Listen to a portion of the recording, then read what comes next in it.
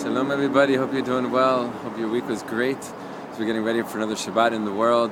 Shabbat Parshat Pinchas.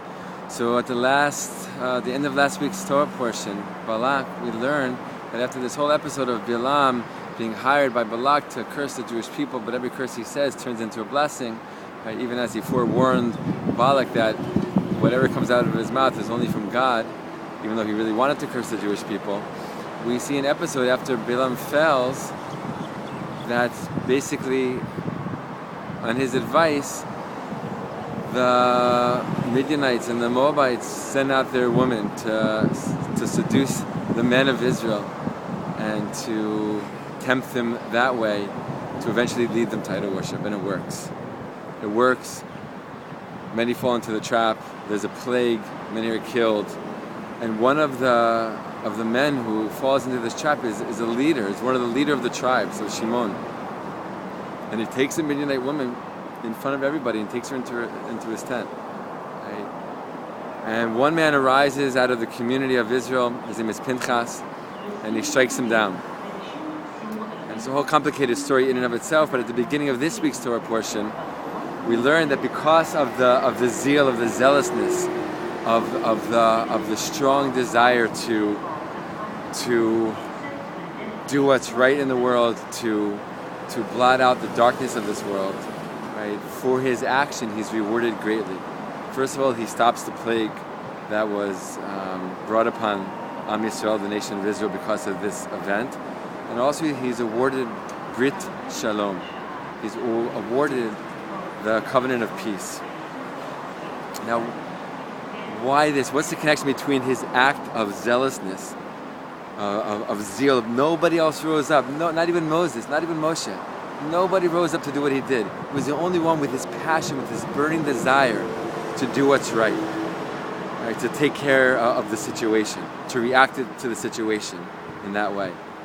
And he's rewarded with this covenant of peace. So what's the connection between his zeal, his zealousness, and peace? So Rav Avram Yitzchak Kohen Cook talks about this, and he talks about this connection. And in his beautiful words, he basically, I'll paraphrase his words, he says, so simply but so deeply, he says that the attribute of zeal, of zealousness, it's a beautiful one, it's a powerful one. Right? It's something that maybe on some level we all should have, and maybe on some level most of us are lacking. But it's also a very dangerous one. Why? Because zealousness, to see what's wrong in the world and to act against it, to say that's wrong, that's not supposed to be happening, that shouldn't be happening, I'm going to react to it. I'm going to make a stand. It's very dangerous because if it's not pure, right, then it's so easily is filled with hate, so easily filled with negative character traits, negative attributes that takes it away from being what we call the Shem Shemayim. For the sake of heaven, purely for God, purely for good, purely 100% holy, nothing of my own stuff involved in that.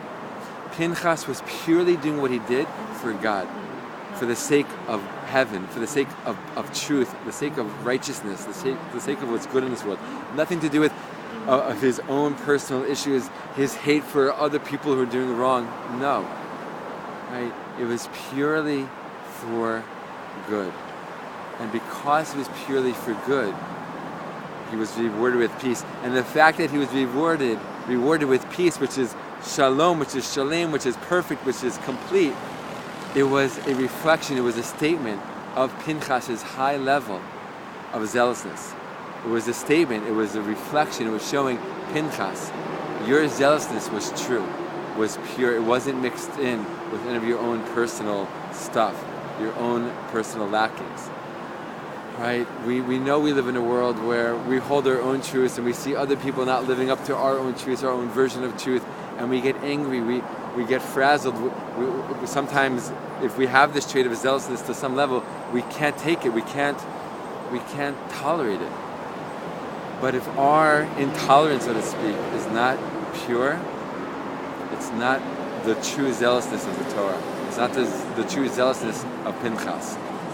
Right? And therefore we have to hold back. We have to check in with ourselves, and maybe we shouldn't react in the ways we want to react. Right? You know, here in Israel today, there's so many different opinions on how we should live as Jews in the Jewish land and what the Jewish state should be.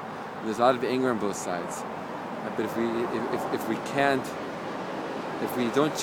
we check in with ourselves, we can't say this is purely for the sake of truth, this is purely for the sake of goodness in this world, for the sake of God, then maybe we should hold back our reactions, maybe we should hold back our truths, our statements, and work on ourselves inside, and through that way, right, affect a better change in the world. So much to say, but we're going to leave it at that. Love you guys so much. Sending blessing and love from the land of Israel. Shabbat Shalom. All the best.